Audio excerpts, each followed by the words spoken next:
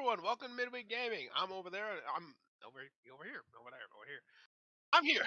Over here, over I'm there, Nick, and over up on this there. other I'm Nick, and over somewhere else is Justin, providing audio and gameplay wherever he wants to, because I'm not stopping it. So yeah, Game Awards. We promised last stream video thing that would go into more detail surrounding the stuff of the Game Awards. We did a preliminary video on our stream come Friday, so if you want to see that stuff, we excuse me, talked about some of the bigger things that happened during the Game Awards, some overview things.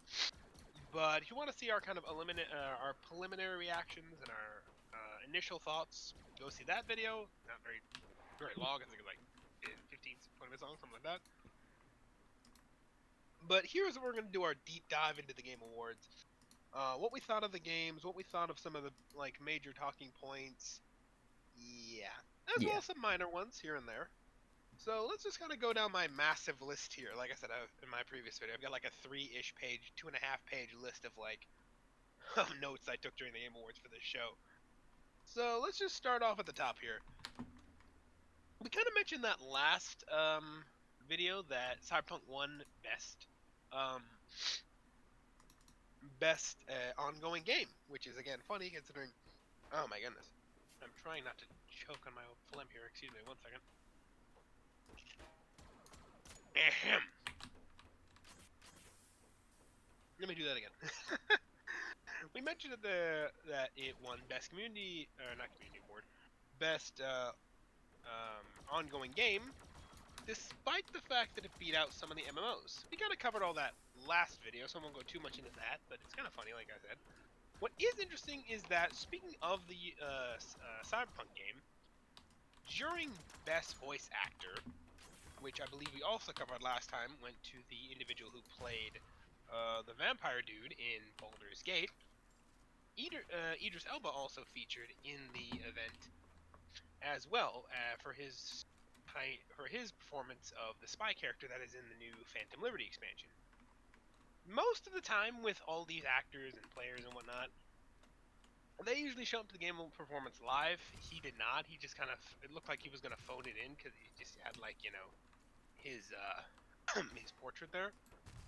So I kind of wonder if he did that based on the fact that he knew he wasn't going to win. Or even if he was going to win, I kind of wonder what he would do if he was going to phone it in. Eh. Wouldn't be the first time someone's phoned in for the Game Awards, but I don't know. It just seems weird. Doesn't seem 100% right. Not right, but it just kind of feels, coincidence. The one guy who phoned it in just happened to also be the one guy that didn't get it. So it makes you wonder if he kind of knew in advance, was just like, I ain't gonna bother showing up then. Yeah. It's just an interesting point I thought I'd point out. Something interesting to go on with it. Just something I wanted to point out. Interesting thing. Again, nothing against Idris. He's a good actor. I like his work, but it is just kind of an interesting observation I made. Going down the list, though, we have the new God of War. Let me rephrase that. The new God of War DLC that's coming out December 12th, actually. And yeah, apparently it's a free DLC for the new God of War Ragnarok, well, new-ish, 2-year-old at this point, God of War Ragnarok game. And again, it's a free DLC, which is again interesting considering most big DLCs, by the sounds of it, are paid, but this one is not. It seems to continue this idea of everyone trying to get their characters into like a roguelike atmosphere. Right. Because this one's going to be like Kratos in Valhalla or something, going through effectively an endless loop cycle for some reason. I don't know. Him and Mimir are going to be off doing that for some reason. And that'll be coming December 12th, and like I said, it's a free DLC, so, new DLC for God of War, which is interesting considering this will be the first DLC, actually, that the God of War games, as of the reboot of God of War 2014, something like that, actually gets, because the original God of War didn't actually have one either. In fact, I don't think any of the God of Wars have had, DLC content. Then again, the older God of Wars were kind of from the PlayStation through PlayStation 2 era, PlayStation 3 era, kind of. And DLCs weren't that big back then. But even then, the last game that came out also didn't have DLC either, so Interesting, the very first DLC they put out for this game is free, or just in general. So, That's interesting. yeah, it's interesting to know. On the topic of God of War as well, the voice actor for Kratos once again made an appearance at the Game Awards, and he was off to show off an award. I cannot remember which award though. Ah, no, it was a voice acting award. I wrote it down in my notes. And again, that I believe, like I said, went to the wonderful gentleman who voice acted the vampire in Baldur's Gate 3, which I will get one of these days. I don't know. Maybe when I have more money. Only $79, but what are you gonna do? Going down my list still, this is a new game that actually got, I think, showed off at the last Game Awards too, though it was only like a very brief trailer. This one was actually a full-on gameplay trailer by the looks of it, as well as cinematics and stuff like that. I love Atlus's work. I played Persona 5 to hell and back. Not completed it, weirdly enough. I have neither completed the base game or the goal or the Royale version. I don't know why. Oh, I know why. I got stuck on one of the levels and I just haven't gotten back to it yet. I've also got Strikers.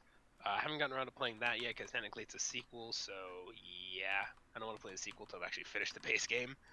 I haven't gotten Tactics yet, but that one just came onto the market, so we'll see when that happens. We'll see in time. I also like Atlus's other works, though. Again, Shinsei Megami for the freaking Switch. I actually also have that. I've also not completed it, but you starting to see a trend here? There's a trend. I'm seeing something. I don't know if it's a coincidence or not. But anyways, they do great work, and their next big one seems to be behind a good chunk of the big minds that created Persona 5, as well as some of the big composers that were behind Shinsei Megami, as well as Persona 5 and a few other ones. That's coming out fall 24, apparently, and I am definitely getting that game because, yeah, unlike Shinsei Megami, which the most recent one was on Switch, which kind of limited its like performance and abilities. Because again, let's be honest, I like the Switch. Don't get me wrong, I like it for what it does, but it is limiting in what it can do hardware-wise. Mm-hmm. So to actually have a full-on game set on the consoles that are not, handheld, does really open up what they can do, and I'm kind of excited to see it. It looks like they're trying to blend some of the genre of Shinsei Megami's more serious storytelling with Persona 5 and Persona in general is just kind of like weird things. Like that's weird that's always been the weird part when you think about it.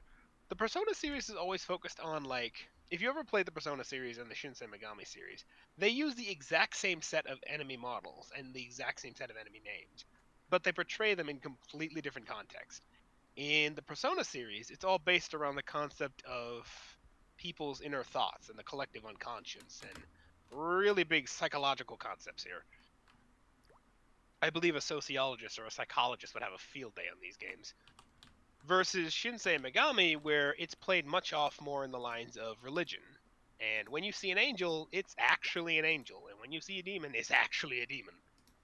It is what you are seeing. What you are seeing is what they are. Versus a succubus in Persona, which is like, oh, it's a personification of a person's lust.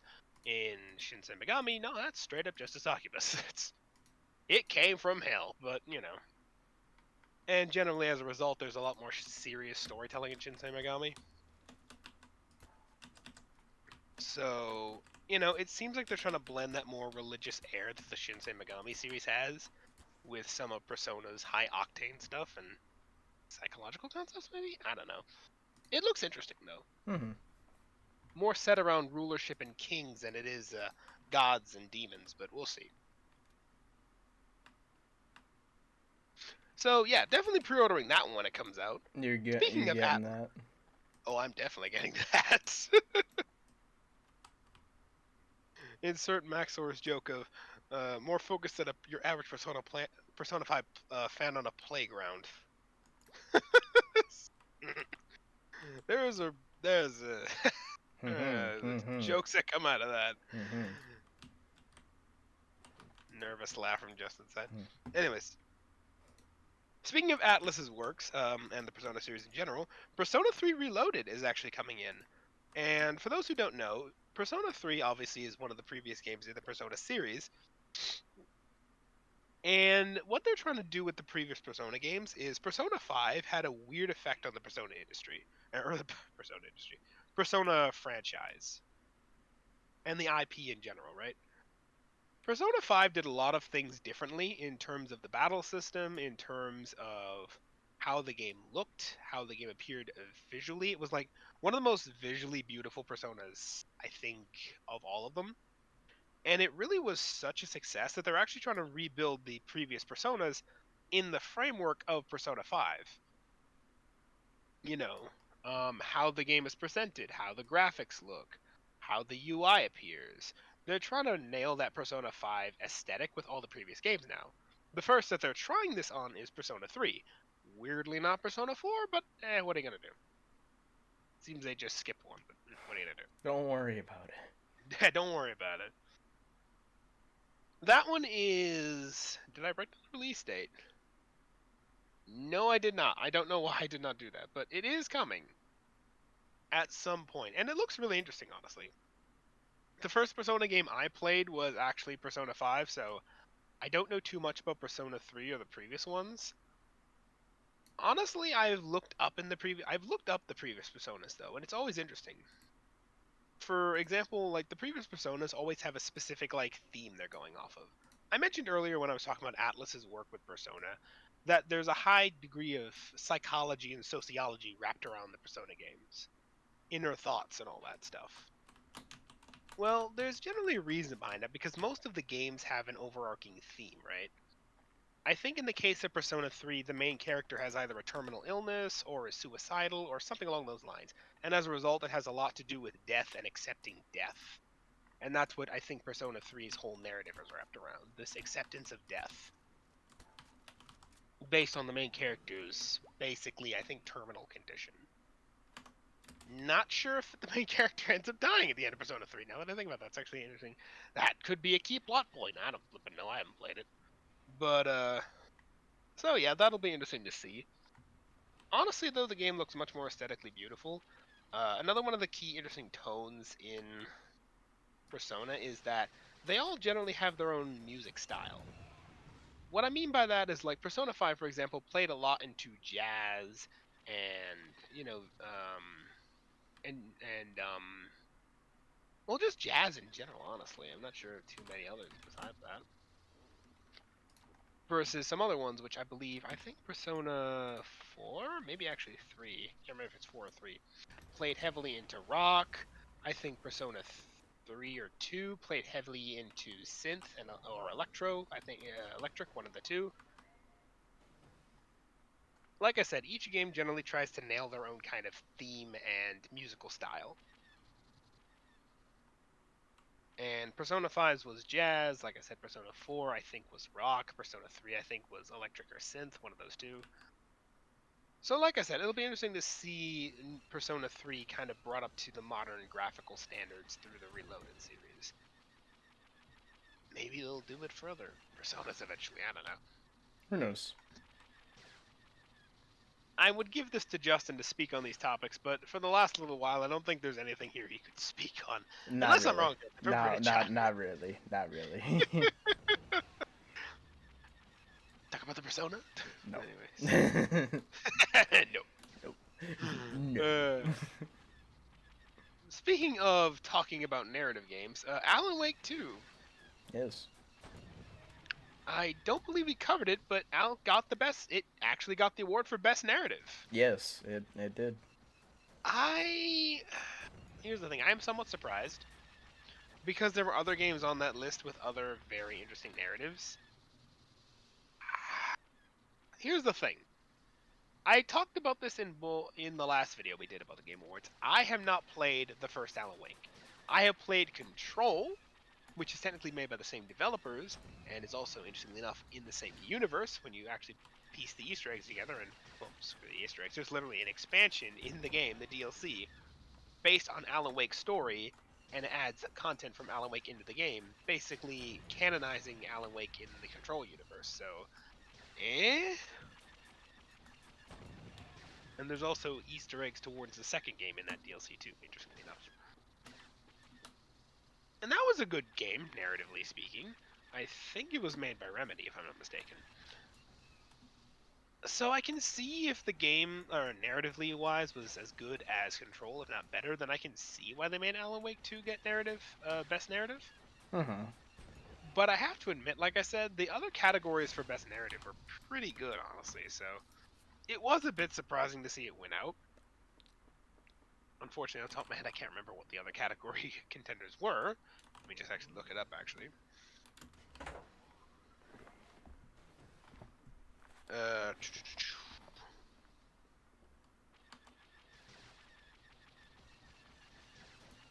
best narrative. Yeah, no. Like, Final Fantasy... is that the newest one, or is that... No. Yeah, no, that's the newest one. The newest Final Fantasy was on there, which I think was pretty decent. Phantom Liberty was on there, which, say what you will about Cyberpunk, I thought Phantom Liberty was pretty good. But Baldur's Gate 3 was also on there. Mm-hmm. So Alan Wake beat out Baldur's Gate 3 in terms of narrative. Which, I mean, in fairness, Baldur's Gate 3 is an entirely narrative-based game. Yeah. So I'm not sure how that reflects, but... I don't know which how... is, again, why... It does not compute, does not compute. Which is, again, why I say I'm somewhat surprised. But again, Alan Wake 2 was very popular recently, and has been very popular recently, so I'm not totally surprised. Plus, I think Baldur's Gate 3 actually won Game of the Year anyway, so what does it matter? Yep. They're laughing all the way back home anyway. Moving on from that, Hideo Kojima, the wonderful world of Hideo, has unveiled his newest Project? thing. Project. I struggle to use the word thing. Hideo's recent thing. I say that because, let's be honest, when we play Hideo Kojima games, we're not playing games. We're not playing experiences. We're playing things. They are We are things experiencing something. You're experiencing something. Whether it's a game or not is up to your interpretation. It seems he's gone from Postman Simulator in the world of Death Stranding to a new concept. I don't remember if he unveiled the title of the project yet, but he did reveal that it's a horror game, so yay! In fairness, he was working on a horror game with Konami prior to his separation, before the whole business between Hideo and Konami happened, so it's not like he doesn't have any history in the horror field. No.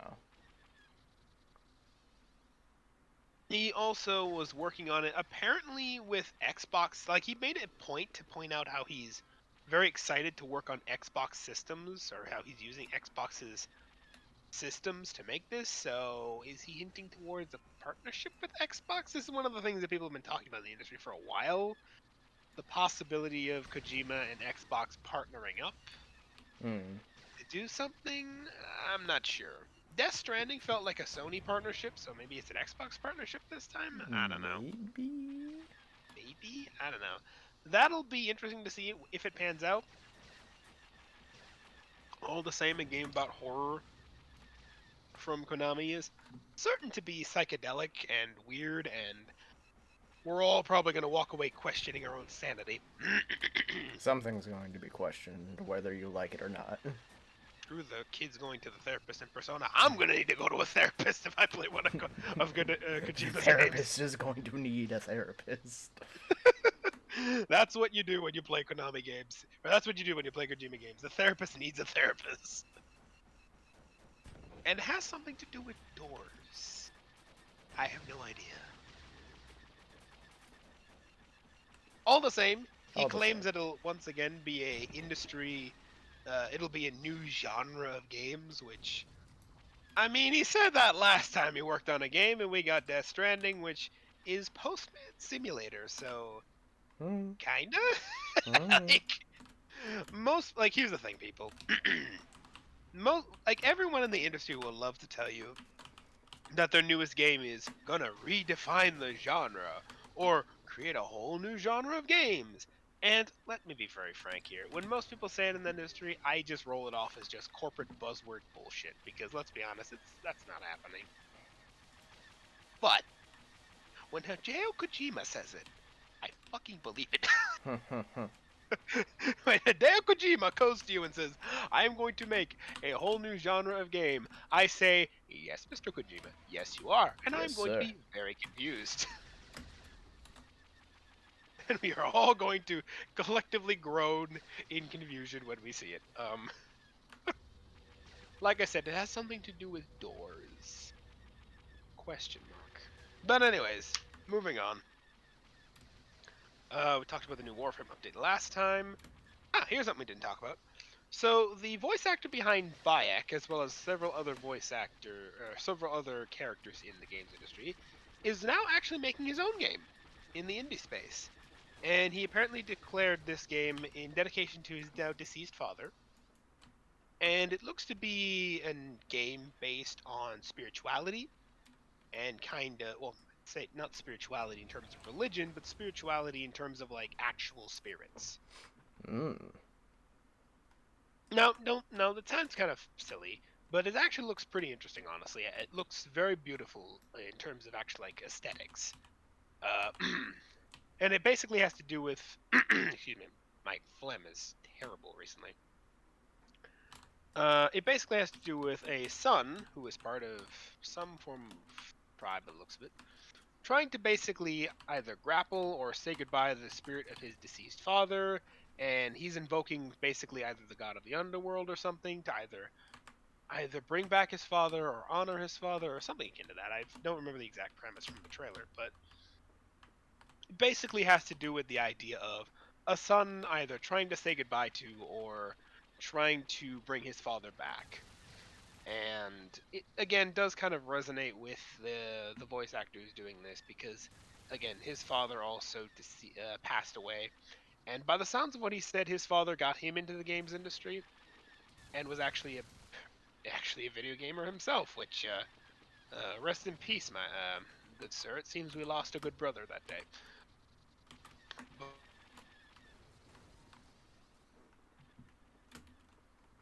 Say again. But it succeeds, honestly. Say again. Like, did I die? You cut out. Did I cut out? Yep. Audio glitches.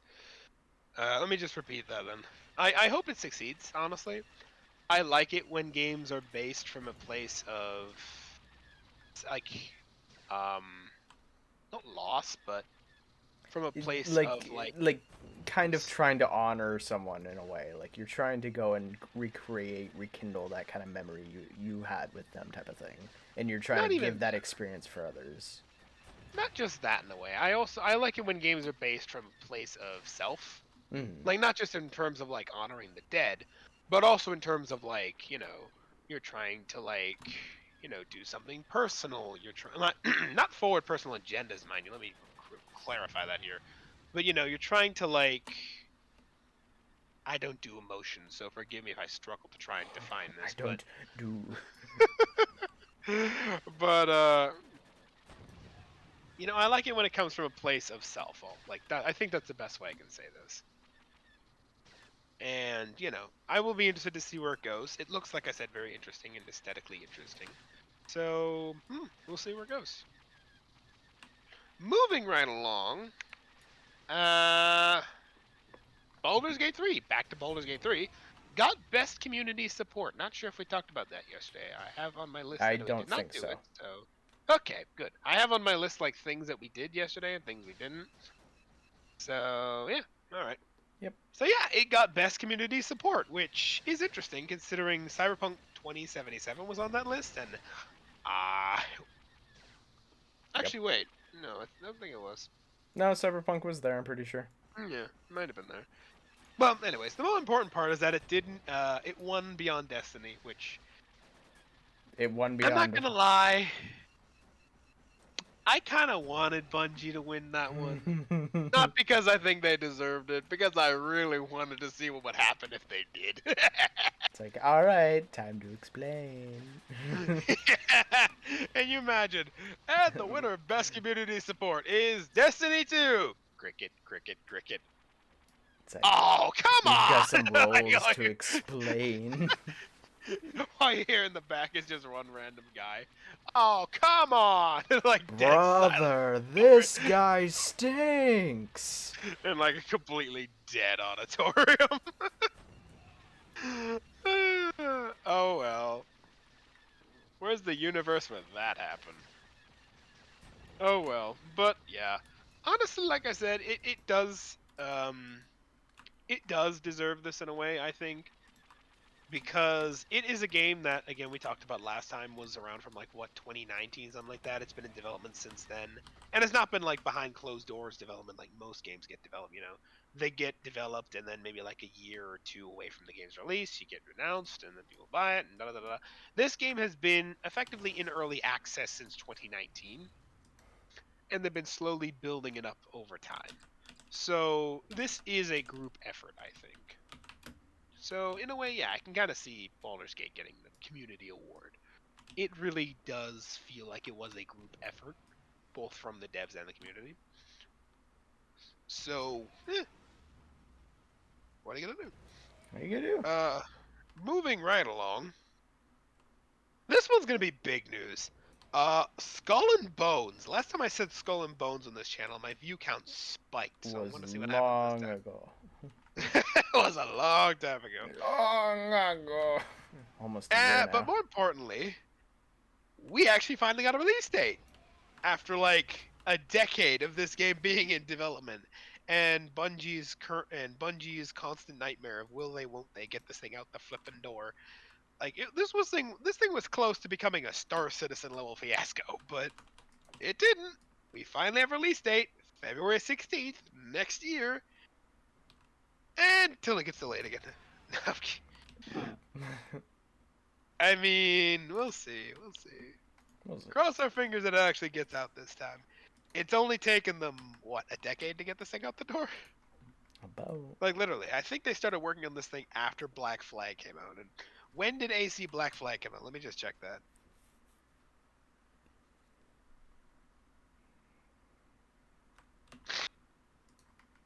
Yeah, no, if they started working on this, like, just after Black Flag came out, or even a year, then they would have been working on this thing for, like, a decade, almost a decade, because Black Flag came out in 2013.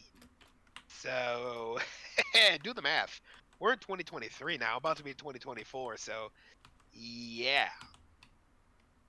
If they started working on it, like, in 2020, if in 2013, then it's gonna be over a decade, or just about if they worked on it the year following. So, yeah, this has been a massive money sink for Ubisoft. If they don't get this thing successful, their shareholders are gonna be very unhappy. I might play it. It looks interesting, but I like that kind of difference between ship combat and ground combat. Mm-hmm. Like, Skull and Bones is interesting, but it's kind of like why I like Sea of Thieves, right? Oh my god. I like the fact that you play with a ship. I like the fact you can plunder. However, if you don't also get to be a pirate and have sword battles, then you're not really a pirate. It's just a giant glorified naval combat simulator at that point. At that point, I am playing World of Battleships, Yeah. 1855 edition. War Thunder. Battleship. Yeah, no, no. Literally, I am playing War Thunder, 1865 edition. Like, that is what I am playing. If Skull and Bones is a purely naval combat game, I am playing War Thunder 1895. That is it. So I'm sure all the War Thunder fans will love this. Now, well. Now on to more interesting, not more interesting, just as interesting news, arguably, from the big news that is Skull and Bones' release date. Arcane. Remember Arcane? The big guys who work with Bethesda and are part of Bethesda and made Redfall and hate Redfall collectively. Well, guess what? They're now making a Blade game. So looks like Arcane still wants to see if they can get that vampire game they've always wanted to make. But this time they're trying to make something they want to make in the vampire genre, not something the suits want to make. And that is turning into a Blade game. Blade as in Blade the Vampire from the Marvel comics, if you're not familiar. Yes. Yes. Just, if you're not The familiar. section of the Marvel comics that have a whole lot of vampires and Vampire Hunter. I mean, why not? Why The not? Marvel comics are like the DC comics, but they can be a lot more gritty at times. Yeah. Yeah. They have a lot more M-rated material going on. Well, it depends on what part of the comics you look at. There's always going to be a lot of M-rated material there. Mm-hmm. Nonetheless, I'm actually interested to see. Now, don't expect a release date for this one. It's very early on in development. Like, this was literally just a cinematic teaser. That is how Yeah. early on in development they are. They're just saying that it's a thing. Expect it within the next 3 or 4 years. And I'm honestly interested to see what this turns out to be. Like I said, this isn't Arcane's first attempt at making a vampire game. They were kind of forced to make Redfall by all accounts, and we all know how that turned out. But it looks like they want to see if they can get the vampire thing right this time, and, well, better a Blade game than anything else, right? I mean, we already have a Spider-Man games, so why not make a Blade game now? Apparently, it might be set in Paris as well, which is going to be interesting. It is going to be interesting because I honestly thought it was going to be set. Like at first glance, it kind of looked like it was going to be set in New York or something. It did. It did feel like that in a way. But when you look at the after conversation that Jeff Keighley had with the developers, he hinted that it sounded like they were making it set in Paris because I'm very happy to have it set because my hometown is also Paris and it's good to be working in Paris for da da da. So it feels like it might actually be set in Paris. Yeah. Which that'll be interesting. We'll French see vampires. I guess American vampires were too tame. But yeah, that'll be, like I said, interesting. Don't expect that, like I said, though, for the next 3-4 years. But it is a thing. Yeah. Yeah. Hopefully, people will be able to enjoy that addition to Marvel. Honestly, I like Blade as a character. He's a very interesting character. I never saw the Blade movies, but I've seen the comics alone have had a lot of interesting storylines, so it'll be interesting to see which one they're gonna draw upon, or if they're gonna kind of draw upon multiple and make their own. Maybe. It seems like it might be a authentic thing in the Blade universe, or an original thing. I mean, so we'll see. We'll see. Then again, like I said, it's too early to say anything because it's so early on in development. But we'll see. Moving right along, I'm going to skip the weird audio music cue during the speeches, because that was a bit odd. All I'm just going to say there is that if you listen to some of the music, or if you listen to some of the acceptance speeches during the Game Awards, there's this odd music cue they play during some of the speeches. And at first I thought they were doing it for, an emotional shtick. I don't know. Riveting emotional bit. But it almost feels like sometimes they used it to kind of cue the speaker to kind of get off the stage because it might be taking too long. Yeah. That's just my own tinfoil hat theory, though. I have nothing that can prove that except my own intuition, but maybe I'm wrong, maybe I'm right. I just thought it was worth mentioning, so do with that information as you will. Something to just note if you're reviewing the video and everything. Yeah. If you watch the Game Awards and you look at the acceptance speeches, you can tell when it's playing. It's which is weird because they'll cut away from it the minute they stop talking to high octane, almost rock music to when they're walking off stage versus this almost emotional dramade they were going for, which like I said, it felt too sudden for that to have been an acceptance speech thing. I feel like that might have been a signaling thing, but maybe that's just me. Maybe. I mean, I will say that some of the acceptance speeches gave off the feeling that they were kind of being rushed in a way. It's hard to tell for sure, but it honestly felt like some of them like seemed like they were being rushed or something. I mean, in fairness, the voice actor for Kratos almost did kind of stretch it out a bit just to screw with Jeff. But maybe that did push their time back, so maybe they had to push it more for the rest of the show. I Maybe, don't but know. I don't think it would push it that much. No, Like he wasn't on stage for the like too long, so not who really. knows? So, we'll see. Like I said, just something that worth pointing out. Yeah. Next on my list of topics, we're reaching the end here, so don't worry, ladies and gentlemen. Um, I'm sure Justin is going to shrivel at this one. The new Fallout TV series. Hello. Oh boy. This one is not made by Paramount though, unlike the Halo TV series. This one is made by Amazon Prime, which is in the Yes. words of my notes. Oh boy. I literally have that written down in my notes. Just Fallout TV series, Amazon Prime. Oh boy. Yeah. I'm not sure how I should feel about this honestly. Cause here's the thing. We've had game adaptation TV series recently, Halo being the most recent, and Yes. it's a thing. I wouldn't say controversial because I haven't heard too much talk about it beyond a certain editor I know.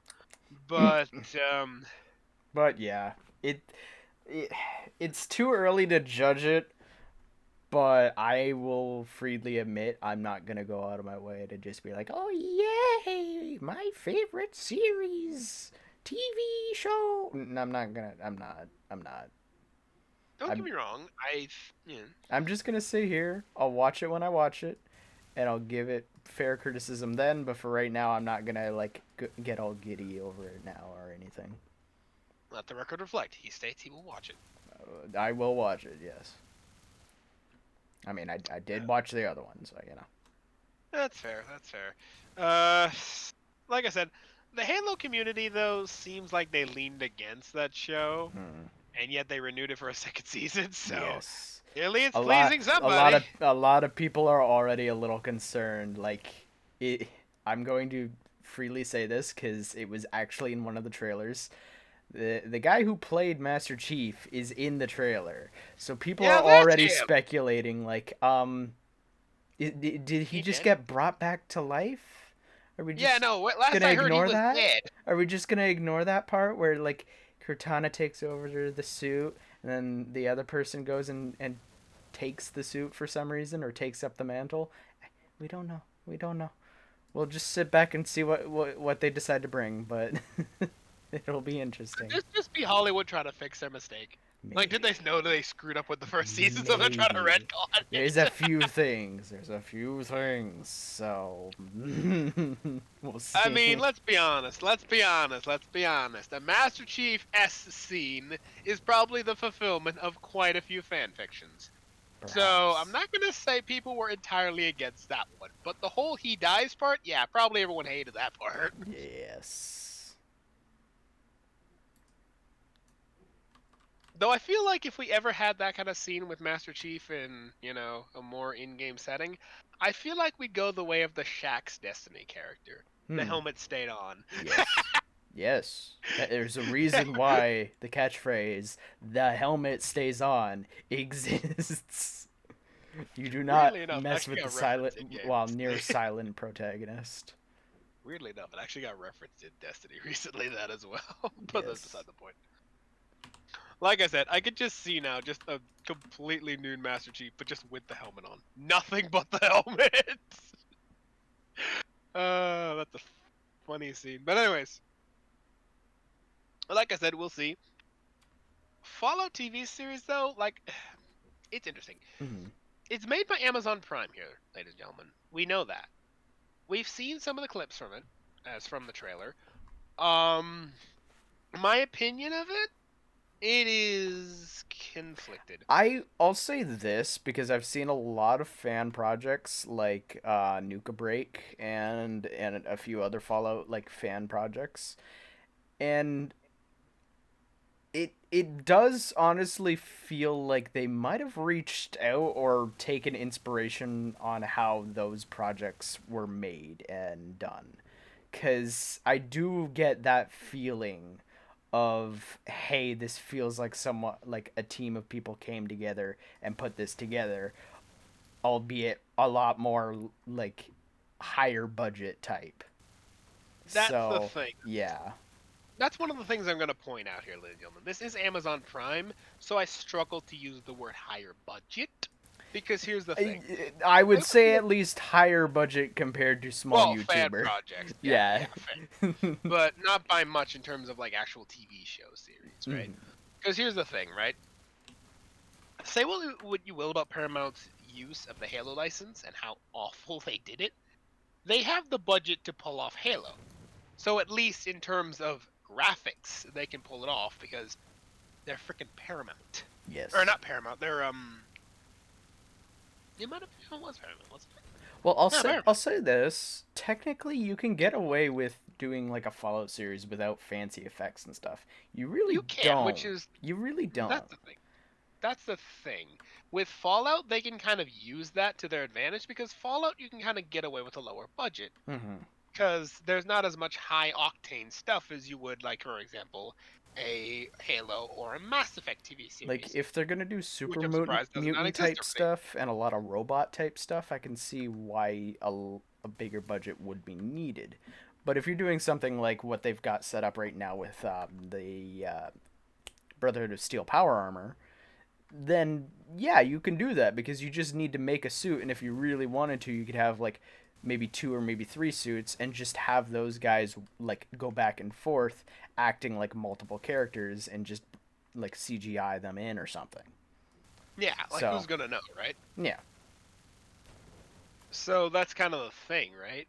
But when it comes to, like I said, well, honestly, on the side note, like I said, with the Mass Effect TV series, why does that not exist yet? But anyways, then again, do I want that? Do I? Good Do question. I? Do I? Insert all the fanfics here. I was gonna say, insert a sorry in high definition. All the fanfic writers begin. Fanfic writers take up Brothers, your begin pens. your writing utensil equipment and go forth. Raise thine writing utensils. Anyways, like I said, it'll be interesting. It has a lower budget though, but we will see. One of the biggest failings that the Halo TV series struggled with, and this is actually quite famously a failure, is that the people who made it had no freaking idea how the Halo series worked, because they quite famously admitted that the people who wrote the story had never even played the games, nor really read the Yes. books or any of the source material. Which, okay, you don't play the games. That's fine. Not everyone likes all types of games. That's fine. Mhm. But at least have either a consultant or at least a grasp of the source material in general. Yeah, Because if you don't even know the you source shouldn't. material you're writing from, I'll- you're not supposed to be writing. I'll say this: one of their biggest mistakes was basically spitting in the Halo community's face, going and saying, "We don't care about the lore. We don't care about the like Halo video game story." Like that's basically what they said. They went and said that they were gonna do their entirely completely own thing, and that it like they didn't care because they didn't participate in any of the books or reading or anything. When That's they the thing, said right? that, they kind of just spit in the entire community's face. And that's the thing, right? When you want to make an adaptation, yeah, you can diverge a bit from the original source material. Don't get me Mhm. wrong. I'm not saying you can't do that. No. The Witcher games did that as all hell. Because when you look at, like, say, the Witcher TV series or books compared to the games, yeah, CD did diverge with a few things from Geralt, but by and large, they kept him and his character the same. Yeah, they changed up some of the details and the graphics. For example, his amulet is far less ornate in both the books and the TV series compared to the games, but it's still the amulet. It works the same way. He still has the same abilities. He still acts the same way. Mhm. In case of what they do with Halo, though, they said this is the Master Chief in nothing but name. Yeah. Like, they had maybe two good scenes that for fighting, but it's kind of hard to go and mess up choreography for fighting and all that. And if you're Well, using special I effects, struggle it's to gonna say look that. Look at nice. the Star Wars battle. Look at the Star Wars throne routine, dude. You can fuck up choreography hard if you don't try. Yeah, well, that one's a special little addition. But still, like, they had two big fight scenes with the Covenant, and they looked good. But that doesn't suddenly make the entire thing better. Like, there's a few series that have like really good storytelling but bad animation, or really good animation but bad storytelling. You gotta try to find a healthy balance between the two, because if you make everything look pretty and you only focus on that, you're gonna throw people off and make people not as interested. Of course, apparently interested enough for a season 2, but I'd like to see the numbers there. I'd like to see the numbers. I really do, actually. I want us to call up the Paramount execs and be like, what are the numbers here? Like, legitimately. No one will never admit that because they have to admit they fucked up, but that's beside the point. But yeah, that's what I kind of think is kind of the advantage going for the Fallout series, because I have looked at the trailer myself. I saw it at the Game Awards, and it does look like the people who made it actually know the frickin' source material this time and actually give a shit. Which, you know, you should, as a story writer, care about the source material. You don't have to use it as gospel, as I previously mentioned, but you have to know it and at least care about it somewhat, or at least have someone on the team who does. Yeah. You at the very least you should have someone advising it. That way you at least stay in the proper same vein of the universe itself that you're trying to reference. Which, going back to Like, The Witcher, is actually kind of funny because the main actor who played Geralt, um, who's also the guy who plays Superman. Oh my god, I can't remember the name at this point. But he's actually quite funny enough on credit as both a gamer, but also a big fan of the Witcher game series and books, and was actually keeping the writers on point with source material, quite famously. Like, it's funny when the actor knows the source material better than the writers. I'm just gonna yeah, say that much. yeah. And honors it better than the writers. Like, there's actually literal articles where he was literally being like, no, we can't do this. That deviates from the material. Oh my god. Emperor bless that man. But anyways, moving on. Hello Games. You know Hello Games. I know Hello Games. They're the No Man's Sky people. Yep. Yeah, they're making a new game, They're working on a new project. And which they're in the calling. actual thing, they went and said, "Yeah, we have a new ambitious project." No, that they call it, in their own words, more ambitious. Which I'm More not sure whether, ambitious, yes. yeah, which from them, I'm not sure if that's a threat or not. Yeah. The last time they did ambitious, we got No Man's Sky, and God help us all. We Yeah. all know how that turned That took out. forever. So, It took a prayer to the Emperor to save that thing, man. yeah. It looks like a kind of No Man's Sky fantasy version, which I'm not gonna lie, it looks interesting. But like I said, when Hello Games tells you we're making something more ambitious than No Man's Sky, I'm not sure whether I should take that as a threat or not. Okay. How many decades are we looking at for this one? Just curious. Yep. Wait until 2040, please.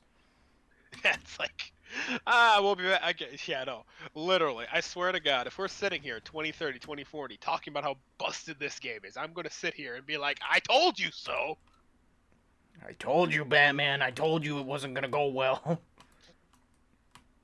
Oh, goodness. Like I said, it's early development at this point, but it does look like a kind of No Man's Sky-ish fantasy edition, which, again, looks graphically nice, but then again, so do No Man's Sky's trailers. We'll have to see when it comes out, because yeah, Hello Games can make a game. They've shown with No Man's Sky. In fairness, credit where credit's due. Hmm. They did make No Man's Sky a great game in the end, and it is still a great game. It is now the space sim that they promised it would be. But, Big butt. but, Hold on there. Wait a minute. that doesn't change the fact that it released as a complete mess. So I am curious to see if they can learn from their mistake. I will not pass final judgment until I see final proofs. However, it is worth to keep in mind. So, we'll see. But again, it's an early development, so much like the previously mentioned Blade game, I don't expect too much on this one for another 2-3 years. Yeah, it's gonna be at the very least a couple years before we actually start seeing anything from it. Though this one seems like it's been in development for a little bit longer, so not as long as the Blade game to start having evidence. I wouldn't be surprised if we start hearing more murmurs about this thing as of next year, even. Yeah, So we'll see. we'll see. Anyways, we talked about the Monster Hunter Wilds one, which I'm really excited about. Talked about the big win for Baldur's Gate 3. Oh yeah, no. Final note before we close off the show tonight. We'll have at least two more after this. What you mean 2 more? What you got ahead? Then again, tell me after. I don't even think I want to know. One more thing before we do whatever he's doing. Told you I can't stop him. Peter Griffin's in Fortnite. What? Yeah, I had the same reaction. Apparently, Peter Griffin, the Family Guy guy. Yeah, no, he's in Fortnite apparently now. First, Peter Griffin as SCP-173 SCP-173 in Lethal Company, and now he's in Fortnite. Yes? Yes, there's a mod. Oh, well, there's a mod. I yes, see. It's modded, and he's T-posing, so that's how you know where the fun is. But this doesn't feel right, because in more ways than one, Family Guy is very, very adult, teen to adult show. So well, here's the thing. In fairness, is Fortnite even teen to adult? What even is Fortnite? I would say knows. I would say Fortnite is very kid oriented, because there's still a lot of kids that play that game, and looking at the numbers, very kid like little kid thing. So I wouldn't be surprised. Like I said, I just saw that and I'm just like, what do I say here? Like, again, this is one of the things I learned about actually prior to the Game Awards, but I actually saw it advertised in Game Awards, and I think even Jeff Keighley had like a plug for that. That's fine. We all gotta make our money somehow. But let me just reiterate: Peter Griffin from Family Guy is in Fortnite. May the God Emperor help us all. Please help me. There's not enough holy sigils for this madness. This impurity requires Inquisition intervention. Me now. I demand Inquisition intervention. So yeah, that's gonna be really, yeah. Like I said, Fortnite has grown to this point where I don't think even Epic Games knows what the heck the game is anymore. Yeah. I mean, officially it's a battle royale, but unofficially, I have no freaking clue, honestly, what the thing is. So yeah, just thought I'd mention that. I was going to use that as my last point, but apparently Justin has something else, so tell me. I have... What is it? I have two things. So, one of the big things is Helldivers. Helldivers 2. Oh, yes. You want to bring up Helldivers. That is one of the big things that I definitely wanted to talk about. So, off the bat, they announced Helldivers 2. And unlike the first game, which is a top-down strategy, well, kind of strategy, it's. Shall I define it more? I played it. Yeah, define it a little better than me, please. Honestly, you did a pretty good job. It's a top-down it's a top-down shooter game, actually. Mm-hmm. More in the line of like not arcade-esque, but it certainly has arcade feeling to it. And it's got more of a cartoony aesthetic, not Fortnite level cartoony aesthetic, but it's got a bit more of a cartoony, bright color aesthetic to it. And that's kind of what added to the humor of it all, right? It's almost like Starship Troopers met high level, just like Imperium of Man level safety standards. Yeah. And that is how we ended up with Helldivers. Basically, think ODSTs if the UNSC did not give a flying fuck about them. Well, that's basically Helldivers. Gave a fuck and didn't at the same time. Gave a fuck in the sense of, look at our most elite, awesome troopers with their capes, and didn't give a fuck as, yes, let me just throw them in the middle of, like, a terrible place to be. Literally, you literally wake up in the tutorial, like in the barracks, and they're like, "Okay, we're gonna practice with like the robots talking to you." It's like, "We're gonna practice crouching," and you're just crouching under gunfire, and the robot's just like, "Oh, by the way, I should inform you, this is all live ammunition, just to simulate maximum immersion." Just like, Right. right. But yeah, no, that's the first game was like very good like team strategy game when you're playing with others, and it was Yeah. awesome watching it and all that. Now we're starting to see more about it, and Well, here's the thing. The second one, the second is going to be a third person game, and you're going to be running around like you would in third person. So yeah, no, instead of top down and in that kind of style, it is basically like you're playing Battlefront in a way. that's the So thing, right? They yeah, went from third person like cartoonish aesthetics to it's third all yeah the or top down graphics yeah the cartoonish, graphics and everything look a little more grimy. realistic. Yeah, Yeah, realistic they're and going. grimy. Yeah, they're going for a much more third person, realistic graphics, which honestly does the game credit. But they're still sticking with the actual like do not give a shit Helldiver humor and high octane Imperium of Man standard of diplomacy, which is we are spreading Shoot, freedom via shoot, 54 millimeter. shoot, shoot, shoot. Always first. No, no, no. We don't shoot. We spread diplomacy evenly with with an assault rifle. With this bolt action bolter. Spread diplomacy and democracy. Give it to all. Everyone will be safe and sound in our democracy. What was the first trailer for the second one I literally saw? Where the guy's just having a barbecue, random insectoid just starts eating everything. Pause. Has this ever happened to you? Do not be afraid, for Helldivers have come to save the day. Guys randomly screaming body parts that get torn off. Just click. Has this ever happened to you? So Most calm demeanor ever. yeah. Anyways, Um. I'll quickly talk about this one as well because this one's actually a little interesting. The Outlast Trials. This honestly feels like it's going to be taking an extension to the Outlast universe, which to anyone who doesn't know is basically a horror genre of a lot of weird experimentation and stuff being done on people. And this seems like it's going to be a multiplayer game taking place around the time everything began to go terribly, terribly wrong. So, yeah, yeah, there's that. Um, yeah, it does feel like it was set before. There's actually one game where you actually investigate. Not the first one. Actually it might be the first one or the second one. Where you investigate a power plant or a hospital. I think it might have been a hospital. And you're kind of seeing the after effects of like brutal surgery, and you're kind of going in as a journalist, either I think by accident to literally figure out what happened in there. And you get trapped inside, and there's this brutal psychopath chasing you, and a weird doctor. I think, don't quote me, but I think this might be the prequel to those events.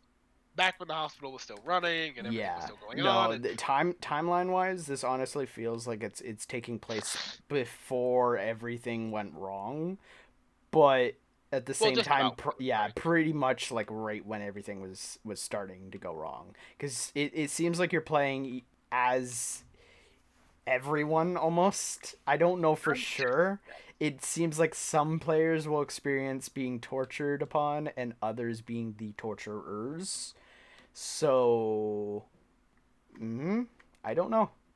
Outlast is generally single person horror, Yeah. so I wouldn't be surprised if you're just one guy in one of like it sounded like from the trailer, right? That we're dealing with like when you have this like overture hospital of like, you know, join the clinic today and da da da da. It feels like you might be one of the trial subjects that kind of got either volunteered or voluntold to do this. And after you see everything starting to go wrong, you're like, I gotta get out. and you're trying to get out with like all the other test subjects that are trying to See, kill you see, or trying to I'll poison you. say that that does make sense, but keep in mind there are clips in the trailer itself that honestly look like you're playing multiplayer. Like it honestly looks like you are playing with other people as other people do weird little things. Like there's a moment where like the biggest and clearest one for me is a moment where a player's in a barrel, he pokes his head out, and then there's another person who's in a barrel who pokes their head out and then looks over at you. And the way they look over at you looks like it's another player. So it's hard to tell there. Maybe. So We'll see. yeah, there's that. Those are the two big things. Something big for horror and something big for anyone who's into lovely saving and diplomacy of the galaxy and everything. So there's that. Violent diplomacy. Yeah, I myself am not a big fan of the horror genres, like in a strictest sense. That's why I don't play Alien Isolation. I respect the genre, don't get me wrong, and I would play games like Phasmophobia, and we were actually talking about this before the show, Lethal Company. I would play those games, but like the traditional horror, like Survivor games and stuff like that, no, not my thing. I just don't enjoy them. I don't find them fun. Like I don't find trying to induce panic in myself a fun experience. Not because I'm afraid to do it, because I just generally don't understand what's so fun about that. Trying to scare the shit out of yourself is fun. Why? I don't get it. Maybe I'm too logical to understand it, but it's interesting. But anyways, any other final comments, Justin? No, that's everything really. There's like a few other games that I would say take a look into, especially if you're interested in a lot of other variety of genres. But for us, I'd say that's covered a good chunk of the Game Awards, and there's a lot to offer for anyone who is interested. So there's a lot of big games that are going to be really interesting coming next year and coming after that. So yeah, Mm-hmm. yeah. The Game Awards has most certainly been quite eventful this year. Maybe not as eventful as previous years, but certainly eventful. So yeah, that brings us to the end of another Game Year. Game Awards. No, the end of another Game Awards. And with that, I guess we bid you all good night. And if no closing thoughts from you, no closing thoughts from me, I'll just sign us off here. Have a good night, everybody. See you next week. Have fun.